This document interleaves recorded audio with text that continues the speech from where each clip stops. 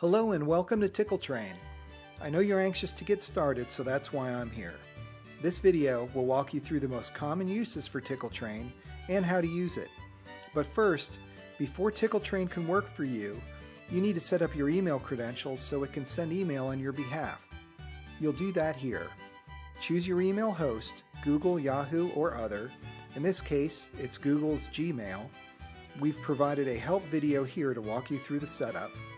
Once all fields are filled in, click Save and move over to the next tab to send a test email to confirm your settings are correct. Then complete the IMAP settings on the next tab over the same way and you're ready to go. Okay, so here we have an email Michael sent asking about an invoice he didn't receive.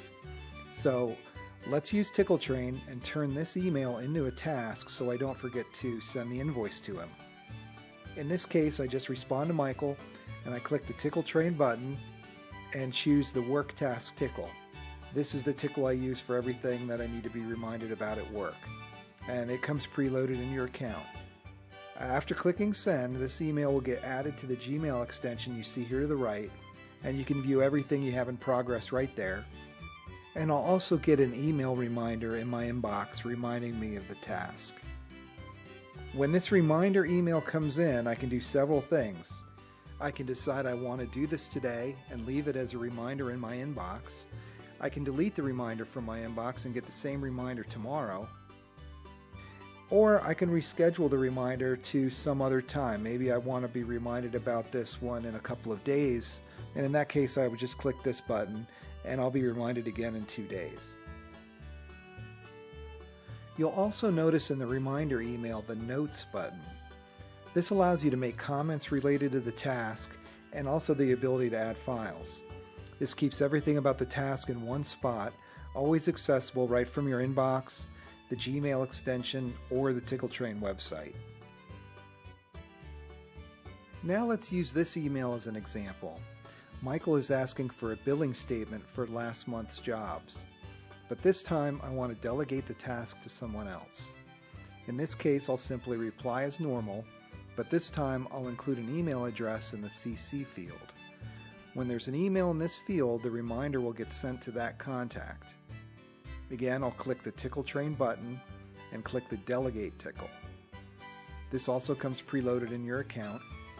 Now Teresa will be reminded about this, and she has the same control I had with my reminder. She can add notes and files if she needs to, and can change when the next reminder will be sent. Now when Teresa makes a comment on the task, I will get notified, and vice versa. If I comment, she will get notified, and all the comments are saved in one place. When she completes the task, she just clicks the Complete button in the reminder. This will cause two things to happen. I will be notified that the task is complete, and the reminder emails will be paused.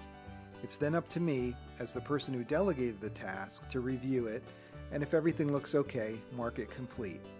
Or, if there's something left to do, I can unpause the reminders so they're sent again, and make some comment as to what might be remaining to do, etc.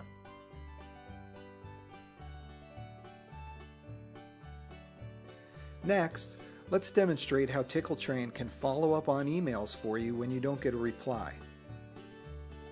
For this example, let's send a quote to Michael, but before I click Send, I'll use the Quote Tickle to tag this email for follow-up.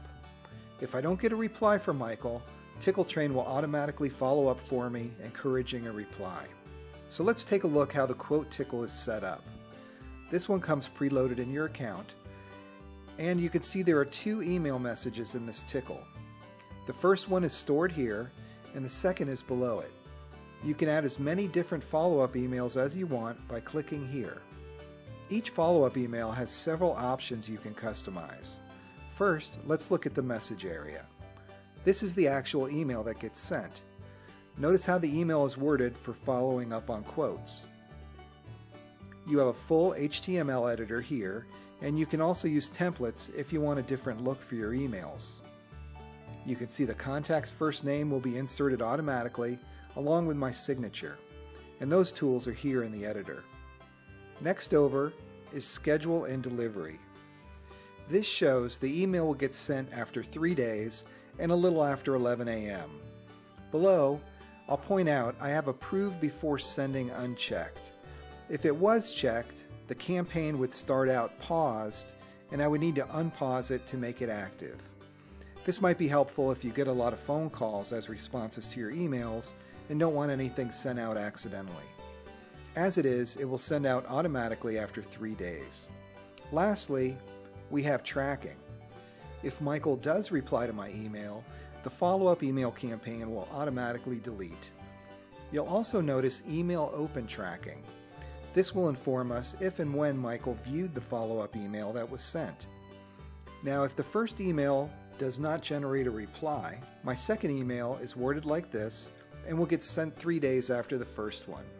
So, for this scenario, I found that 2 follow-up emails on quotes usually generates a response from my contact.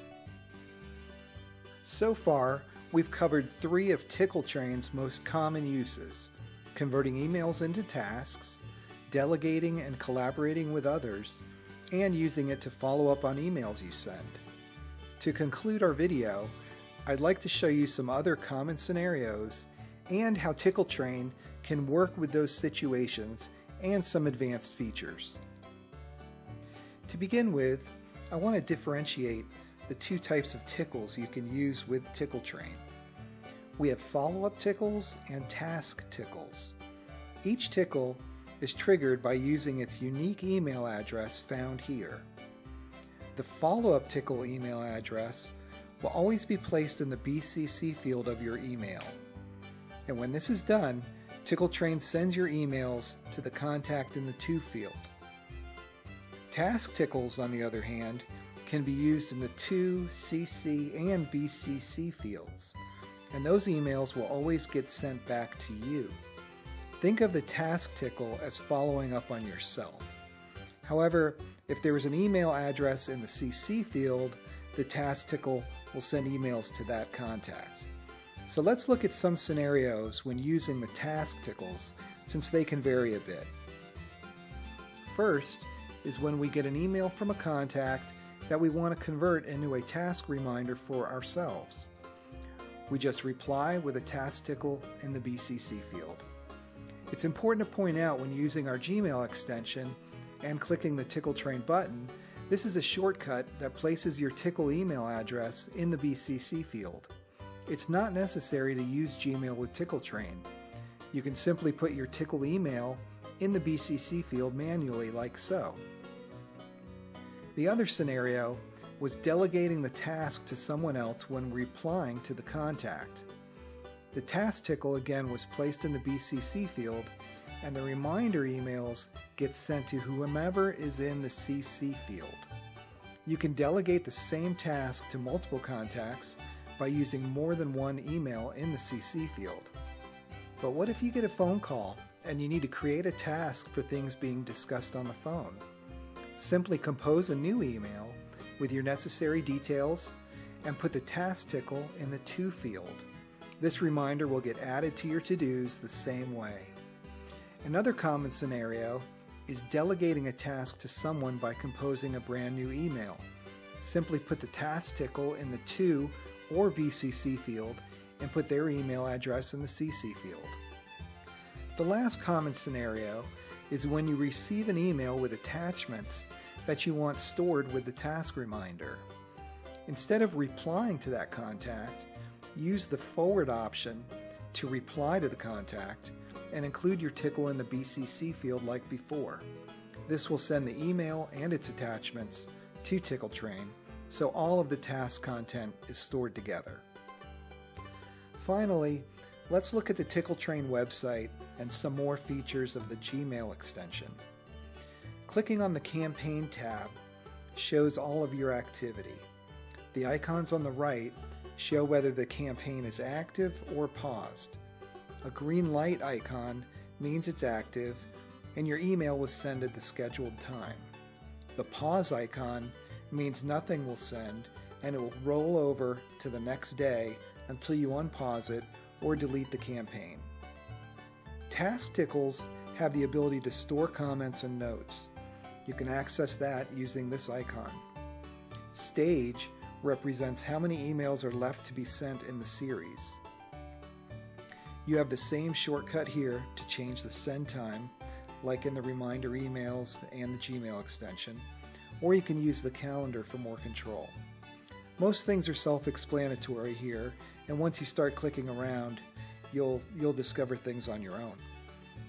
Another thing to point out here on the website is where you configure your signature. That can be done right here. And if you want to use TickleTrain with different email addresses, you can add those here. Moving on to the Gmail extension, some other things to highlight are the Notes window. It's easy to copy and paste screenshots there as well as text, so be sure and take advantage of that. Lastly, the TickleTrain button also has a deeper menu that comes in handy. Sometimes you'll want to change whether the campaign starts in paused mode or active mode. You can do that here, and you can change the default timing of when your emails start. There are many more things you'll discover along the way, and we have help icons throughout the application to answer questions. I hope this helped you visualize how you can put TickleTrain to work and how it provides peace of mind managing tasks and getting replies to emails. Get it out of your brain and into TickleTrain. As we like to say, send it and forget it.